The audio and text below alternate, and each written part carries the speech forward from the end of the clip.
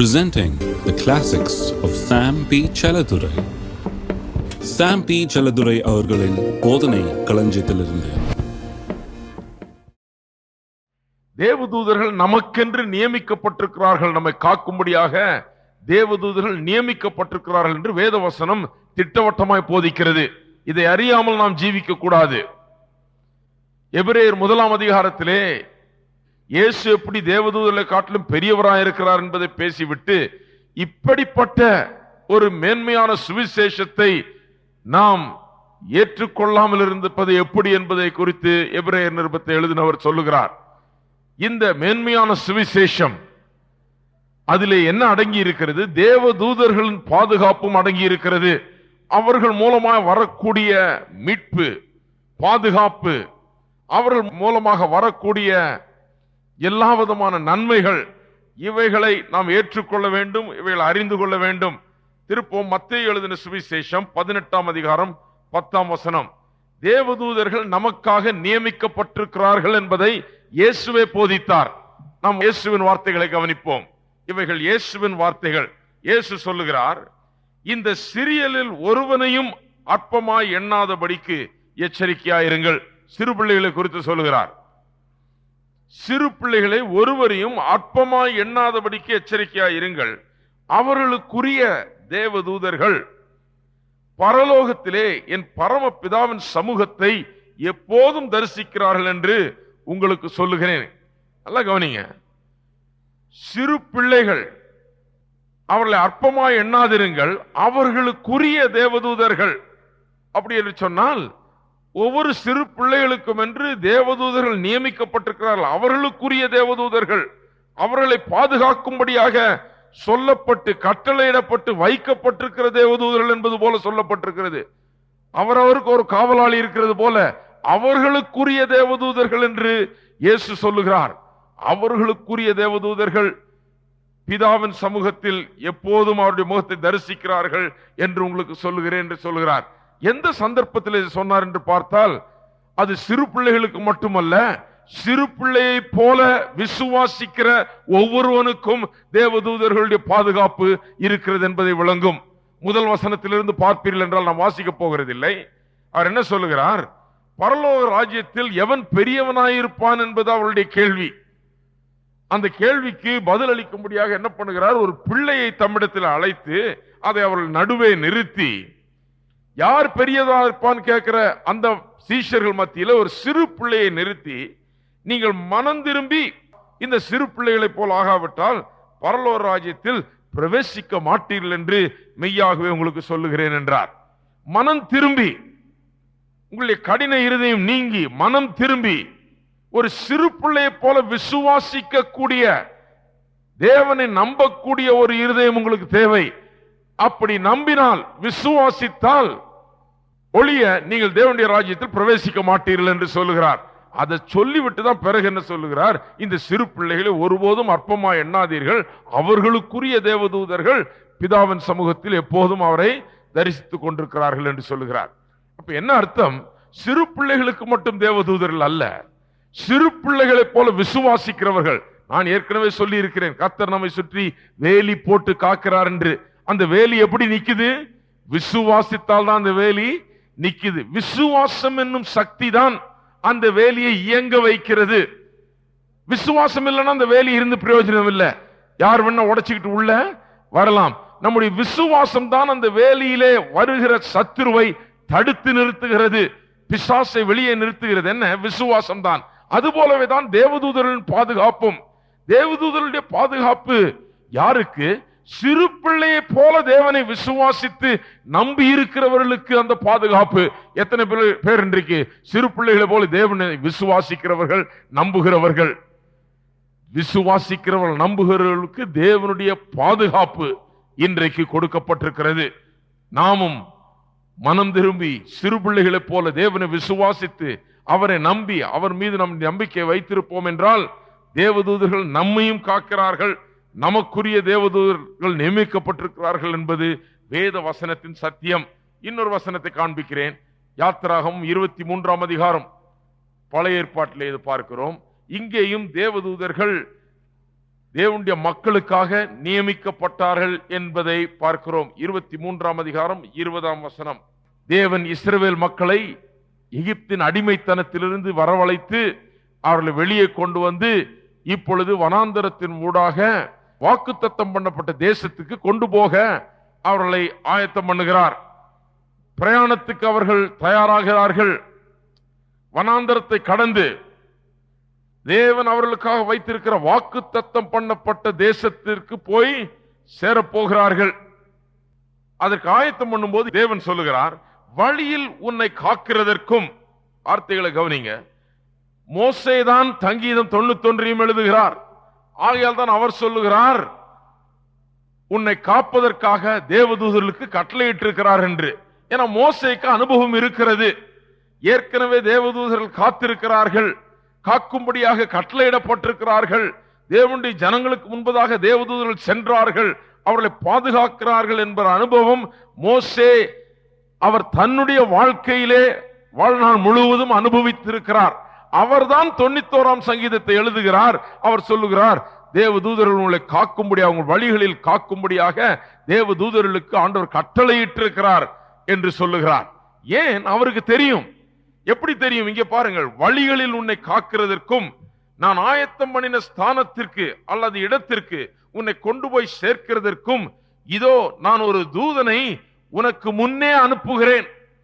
நான் எங்க நீ போக வேண்டும் என்று விரும்புகிறேனோ அந்த இடத்துக்கு உன்னை பத்திரமாய் கொண்டு போய் சேர்க்கிறதற்கு, உன்னை வழி நடத்துகிறதுக்கு, உன்னை வழியில எல்லா தீங்கிலிருந்தும், நாச மோசங்களிலிருந்தும், ஆபத்துகளிலிருந்தும், விபத்துகளிலிருந்தும், பலவிதமான சத்துரு செய்ய நினைக்கிற தீங்குகளிலிருந்தும் உன்னை பாதுகாத்து உன்னை எங்கே கொண்டு போக வேண்டுமோ அங்கே கொண்டு போய் சேர்ப்பதற்கு ஒரு தேவ தூதனை உனக்கு முன்பாக அனுப்புகிறேன் என்றார்.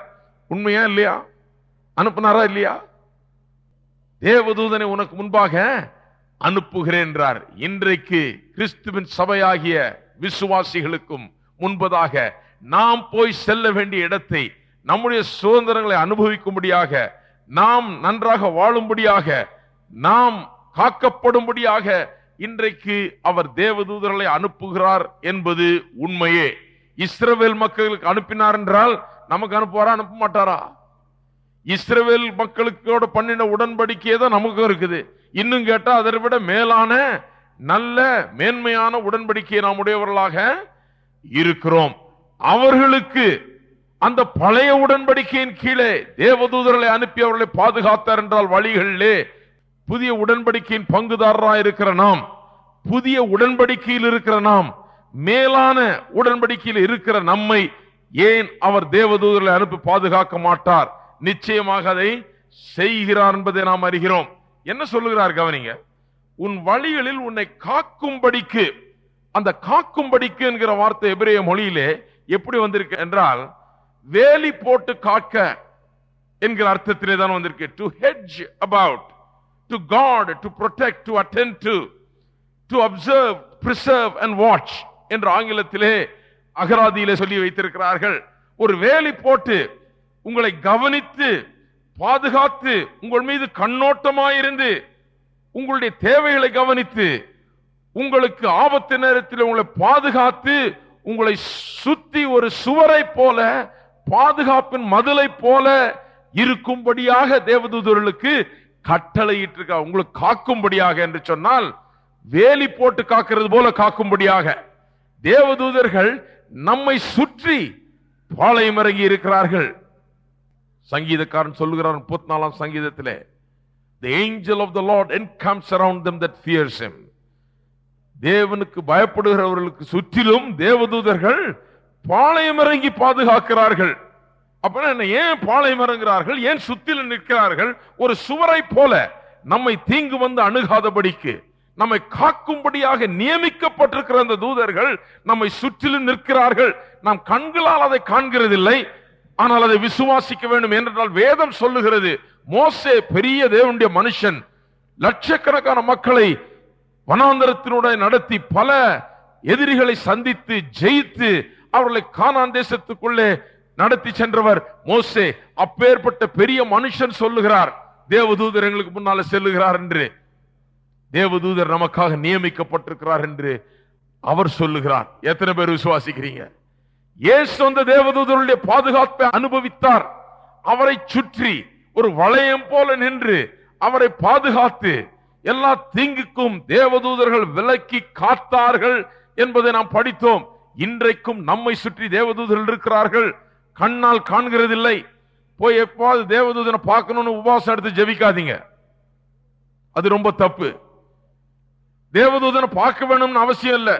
ரொம்ப ஜெபிச்சீங்கன்னா ஏதாவது ஒண்ணு பார்ப்பீங்க, அப்புறம் மூளையை குழம்பிடும். அதனால அந்த மாதிரி வேண்டாத ஜெபத்தெல்லாம் பண்ணணும். ஆண்டவரே ஒரே ஒரு தேவதூதனை காண்பியும், ஒரே ஒரு தடவை காமியும், ஜெபம்லாம் வேண்டியதில்லை. என்ன பண்ண வேண்டும்? ஆண்டவரே என்னை சுற்றிலும் தேவதூதர்கள் வளையம் போட்டு பாளையம் இறங்கி மதில் சுவரை போல வேலியிட்டு என்னை காக்கிறார்கள். தீங்கு என்னை அணுகாது, நாசமோசங்கள் என்னை ஒன்றும் செய்யாது என்பதை நான் விசுவாசிக்கிறேன். தேவதூதர்களை என்னை சுற்றி நிறுத்தி இருக்கிறபடியால் உமக்கு ஸ்தோத்திரம் என்று அப்படி நம்பி விசுவாசித்து ஆண்டவரை ஸ்தோத்திரிக்க வேணும். எத்தனை பேர் ஆண்டவரை இன்றைக்கு ஸ்தோத்திரிக்கிறீங்க? சுற்றி வச்சிருக்கார் ஆண்டவர். உங்கள் வீட்டை சுற்றி, உங்களை சுற்றி, நீங்க எங்கு சென்றாலும் உங்களை சுற்றி தேவதூதர்களை ஆண்டவர் நியமித்திருக்கிறார். நான் சொல்வது ஏதோ கட்டுக்கதை அல்ல, இது வேத வசனத்தின் சத்தியம். பெரிய நல்ல மனிதர்கள் விசுவாசித்தார்கள், இதை அனுபவித்தார்கள். இயேசுவே இந்த தேவதூதருடைய பாதுகாப்பை அனுபவித்திருக்கிறார். காக்கும்படியாக, வேலியிட்டு காக்கும்படியாக கட்டளையிட்டிருக்கிறார் என்று சொன்னால் நியமித்திருக்கிறார் என்ப அர்த்தத்திலே சொல்லப்பட்டிருக்கு. To enjoin or to appoint or to send with, அனுப்பி கட்டளையிட்டு இந்த வேலைக்காக அவர்கள் நியமிக்கப்பட்டிருக்கிறார்கள், அனுப்பப்பட்டிருக்கிறார்கள், கட்டளையிடப்பட்டிருக்கிறார்கள், நியமிக்கப்பட்டிருக்கிறார்கள். தேவதூதர்கள் தேவனால் அனுப்பப்பட்டு கட்டளை பெறப்பட்டு நியமிக்கப்பட்ட அந்த வேலையில அமர்த்தப்பட்டிருக்கிறார்கள். எந்த வேலையில? உங்களை வேலி போட்டு உங்களை சுற்றி பாளையம் இறங்கி உங்களை காக்கும்படியாக கட்டளையிட்டிருக்கிறார் என்பது நியமிக்கப்பட்டிருக்கிறார்கள், வேலையில் அமர்த்தப்பட்டிருக்கிறார்கள் என்கிற அர்த்தத்திலே சொல்லப்பட்டிருக்கிறது. தேவதூதர் இருக்கிறதுனால நான் பாவமே செய்ய மாட்டேன், எல்லாம் தேவதூதர் நம்ம பார்த்துக்குவாங்க அப்படின்னு அர்த்தம் கிடையாது. அதெல்லாம் உங்களுடைய வாழ்க்கை. அதெல்லாம் நீங்க ஆண்டவரை விசுவாசித்து பரிசுத்த ஆவியானவர் உங்களுக்குள்ளாக குடியிருக்கிறார். அவருடைய வல்லமையின் மூலமாக தினந்தோறும் தேவனுடைய வார்த்தையை விசுவாசிப்பதன் மூலமாக அவருடைய வழிகளில் நடப்பதன் மூலமாக நீங்கள் ஒரு நல்ல கிறிஸ்தவ ஜீவியத்தை ஜீவிக்க முடியுது. அதுக்கெல்லாம் தேவதூதன் உபயோகப்படுறது இல்லை, இல்லையா? தேவதூதன் கூட இருக்கிறாருன்னா சில அம்மா நினைச்சவங்க நம்ம பாத்திரம் எல்லாம் கழுவி நம்ம வீட்டெல்லாம் சுத்தம் பண்ணி எல்லாம் பண்ணி தருவார் போல இருக்குது. அதுபடி கிடையாது. இல்ல நம்ம கிறிஸ்தவ ஜீவியத்துல பாவத்துல விழாதபடி நம்ம எல்லாம் பாதுகாத்து நம்ம எல்லாம் எல்லாத்திலையும் அவர் ஓகே பண்ணி எல்லாத்தையும் கொண்டு போயிடுவாரு, ஒரு பிரச்சனை அப்படி கிடையாது. தேவதூதர்கள் ஒரு சில வேலைகளை செய்யும்படியாகவே நியமிக்கப்பட்டிருக்கிறார்கள். எதற்காக? நமக்கு ஊழியம் செய்யும்படியாக, நம்மை காக்கும்படியாக, எல்லா விதமான தீங்கிலிருந்தும் நம்மை விலக்கி காக்கும்படியாக, பாதுகாப்பாக, நமக்கு உதவியாக அவர்கள் நிறுத்தப்பட்டிருக்கிறார்கள். கிறிஸ்தவ வாழ்க்கை நீங்கள் வாழ்கிறது என்பது தேவதூதர் உதவியால் அல்ல, அது பரிசுத்தாவியின் உதவியால் நீங்கள் கிறிஸ்தவ வாழ்க்கையை தேவனுடைய வார்த்தையை கொண்டு நீங்கள் வாழ்கிறீர்கள், இல்லையா? அவர்கள் உன் பாதம் கல்லில் இடராதபடிக்கு கட்டளையிடுகிறார் என்று சொன்னால் என்னன்னு பார்த்தோம், காப்பது என்றால் என்னன்னு பார்த்தோம். உன் பாதம் கல்லில் இடராதபடிக்கு என்று சொல்லப்பட்டிருக்கிறது. பாதம் கல்லில் இடராதபடி, so that your foot does not dash against a stone.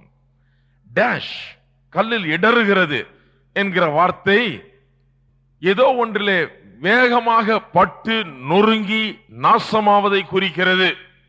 அந்த அர்த்தத்திலே தான் சொல்லப்பட்டிருக்கிறது. ஏதோ ஒன்றில் அடிபட்டு நொறுங்கி தோல்வியுற்று நாசப்படுத்தப்படுவதை குறித்து அது சொல்லப்பட்டிருக்கிறது. அப்படிப்பட்ட ஒரு காரியம் நமக்கு நேராதபடிக்கு தேவதூதர்கள் நம்மை காக்கிறார்களாம். எப்படி காக்கிறார்கள்?